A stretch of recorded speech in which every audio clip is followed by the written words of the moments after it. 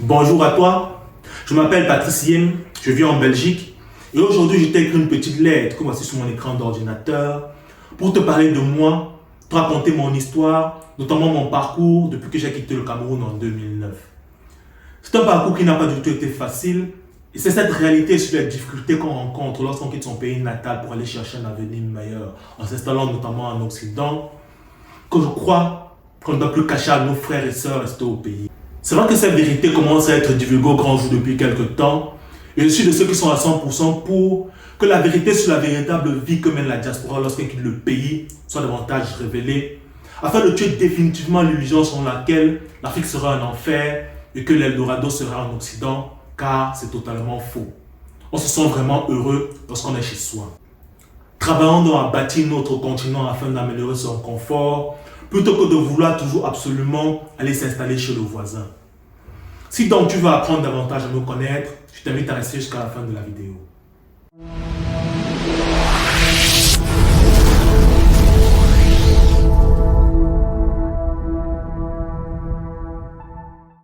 Avant d'entrer dans le vif du sujet, laisse-moi te souhaiter la bienvenue sur GSV Africa, la chaîne qui contribue dès aujourd'hui à édifier l'Afrique prospère de demain grâce à l'émancipation mentale et financière des Africains, car premièrement, l'évolution et la révolution qui changent vraiment nos vies commencent d'abord par un changement de mentalité. Et deuxièmement, il est possible pour chacun d'entre nous d'avoir un impact positif concret sur le terrain en travaillant sur le plan économique afin de créer de la richesse, car nous avons un continent à bâtir. Je t'invite également à t'abonner, à activer la petite cloche et à partager cette vidéo autour de toi sur tes réseaux sociaux, dans tes groupes WhatsApp, Facebook et autres, afin de faire connaître la chaîne et faire bénéficier ses contenus à d'autres personnes à qui cela pourrait faire du bien de les entendre. Je crois qu'il est important que je précise pour commencer que j'ai eu un parcours scolaire sans faute au Cameroun jusqu'à l'université. Vous comprendrez dans la suite de la vidéo pourquoi cette précision est importante. Après 4 ans d'études d'université au Cameroun, j'ai obtenu une maîtrise en économie et gestion en 2008, car à l'époque, le système licence, master, doctorat n'existait pas dans le pays. Pour pouvoir continuer mes études, j'ai donc postulé dans plusieurs universités à l'étranger, mais je n'ai pas été accepté. Néanmoins, j'ai eu une admission en année préparatoire au master dans une université de Hongrie et j'y suis allé en 2009.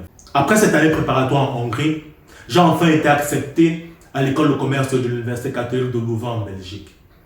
J'arrive donc en Belgique en 2010 pour intégrer cette école de commerce en master 1. Je crois qu'à ce niveau, il est important que je dise quelle est ma mentalité, mon état d'esprit lorsque j'arrive en Europe à cette époque. Je viens d'intégrer une bonne école de commerce, puisqu'à l'époque, elle est classée parmi le top 50 des meilleures business schools européennes. Donc je me dis qu'une fois que j'aurai décroché mon Master 2 en 2012 dans cette école, les portes d'un bon emploi me seront grandement ouvertes, puisque c'est typiquement le genre de formation où les étudiants ne chôment pas à la sortie de leurs études. Donc entre 2010 et 2012, j'ai étudié normalement d'un côté, tout en ayant un job étudiant de l'autre, comme le font normalement tous les étudiants de la diaspora, afin de payer mes factures, mon loyer et mes autres charges. Donc jusque-là, rien d'exceptionnel, puisque j'avance normalement dans mes études, je l'ai réussi sans problème. Mais lorsque 2012 arrive et que je suis sur le point d'être diplômé, ma mentalité avait complètement changé entre-temps.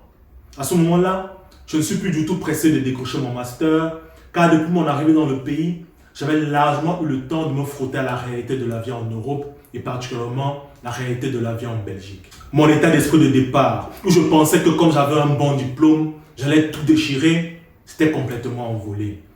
Et je crois que c'est exactement ce genre d'illusion qu'on entretient dans notre esprit lorsqu'on vit en Afrique à propos de l'Europe ou alors lorsqu'on vient fraîchement d'arriver d'Afrique, comme c'était mon cas. Il y a certaines personnes qui quittent l'Afrique, arrivent ici en Occident, une fois sur place, ils ont un parcours en ligne droite où ils enchaînent les études, pour ceux qui sont venus comme étudiants, puis ils décrochent directement un emploi et après, la vie continue et tu as l'impression que ça va, tout a été relativement facile, donc l'Europe serait le rêve et c'est parfait. Mais en réalité, je crois que ce genre de personnes qui ont eu un parcours en ligne droite constituent en réalité une minorité par rapport aux millions de personnes qui constituent la diaspora vivant hors d'Afrique. Je ne peux pas parler pour tout le monde car les statistiques sur le sujet n'existent pas. Mais quand j'observe autour de moi et au fil des années, je me rends compte qu'en réalité, pour une grande majorité de cette diaspora africaine, la rencontre avec l'Occident a été un choc brutal. La plupart s'est battue pour s'en sortir Et au fil des années de travail, de stratégie et de choix difficiles, et même parfois de choix très difficiles, a fini par réussir à s'en sortir. Cette catégorie est plus vaste, mais c'est juste qu'on n'en parle pas souvent, ou très peu, ou même pas du tout. Tu verras quelqu'un comme moi, qui aujourd'hui a un bon emploi et gagne très bien sa vie en tant qu'informaticien, mais ne te dira jamais les choix difficiles par lesquels il est passé, ni les galères qu'il a dû endurer pour en arriver où il est aujourd'hui. Et c'est juste un exemple parmi tant d'autres, puisque tous ceux qui ont voyagé ne l'ont pas fait en tant qu'étudiants et ne travaillent pas tous dans un bureau ici en Occident. Et dans cette même catégorie qui n'a pas eu un parcours en ligne droite, les plus visibles sont justement les sans-papiers ou ceux qui ont traversé le désert à pied, puis la Méditerranée en pirogue, uniquement à cause du côté sensationnel de la chose, car c'est eux les plus médiatisés. Mais en réalité, ils ne représentent que le sommet de l'iceberg. Nous voici donc en 2012. Je suis sur le point de décrocher mon master, mais je sais désormais que contrairement à mes camarades européens, les portes du marché de l'emploi belge ne sont pas si ouvertes que ça. Peu importe l'université ou l'école de commerce d'où je viens. Je décide donc volontairement d'échouer mes études cette année-là, afin de pouvoir reprendre mon année et pouvoir ainsi garder mon statut d'étudiant. Mais attention, par stratégie, je n'échoue pas totalement mes études, car la seule chose que j'échoue, c'est uniquement mon mémoire, afin qu'avec les autres cours que j'ai réussi, je puisse dire aux recruteurs que je suis en train de terminer mes études parce qu'il me reste juste mon mémoire à rédiger. Ça pouvait marcher puisque c'est bien connu qu'il y a des entreprises qui recrutent des étudiants sur le point de terminer leurs études.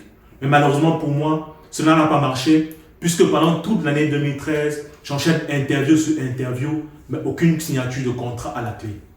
Pour l'année 2013, puisque j'avais déjà échoué mes études une fois, il ne m'était plus permis de tripler l'année. Donc, j'ai finalisé mon mémoire et décroché mon diplôme.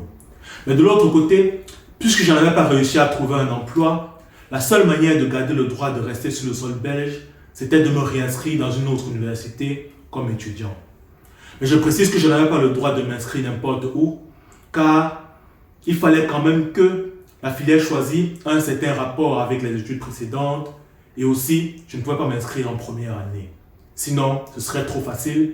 Tout étudiant qui terminera un cycle irait juste s'inscrire n'importe où à sa guise afin de garder son statut étudiant. J'ai donc choisi de me réorienter en informatique afin de faire une sorte de master complémentaire car c'était les candidats ayant fait des études en management comme moi afin d'en faire des analystes en informatique. Et j'ai aussi choisi l'informatique en me disant que, contrairement au management, l'informatique est un secteur d'activité où le marché de l'emploi est plus ouvert aux personnes non européennes comme moi.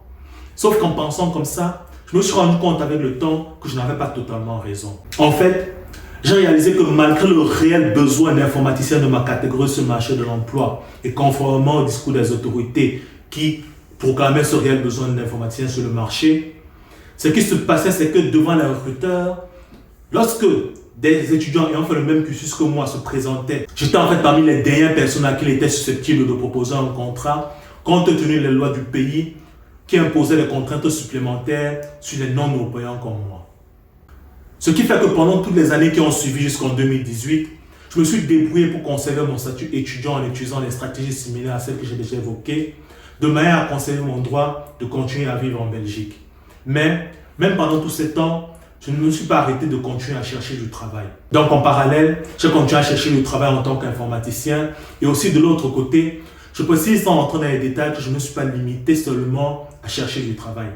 J'ai aussi essayé de trouver d'autres solutions alternatives et ceux qui vivent en Occident et connaissent la réalité de la vie ici comprendront de quoi je parle.